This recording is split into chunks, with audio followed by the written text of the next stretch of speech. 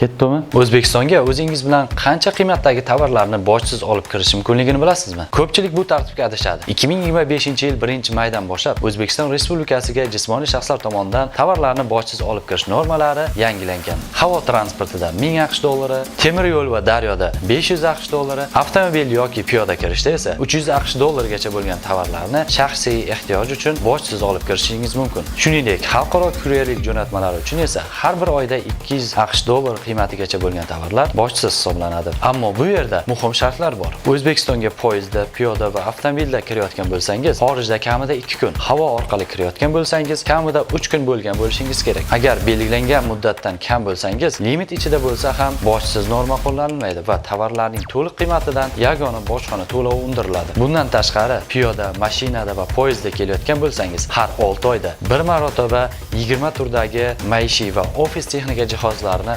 bojsiz olib kirishingiz mumkin. Buning ichiga uyali telefonlar ham kiradi. Ularni to'liq nomini izohlarda qoldiraman. Boshqa turdagi tovarlar uchun esa har bir oyda bir marta har bir nomdagi tovarlardan 2 kilogrammgacha, lekin umumiy og'irligi 10 kilogramdan oshmagan holda bojsiz hisoblanadi. Agar me'yordan oshsa, ortiqcha qismidan yagona bojxona to'lovi undiriladi. Bu videoni xorijdan kelayotgan yaqinlaringizga yuborib qo'ying. Shu kabi kerakli ma'lumotlardan xabardor bo'lish uchun sahifamizga obuna bo'ling.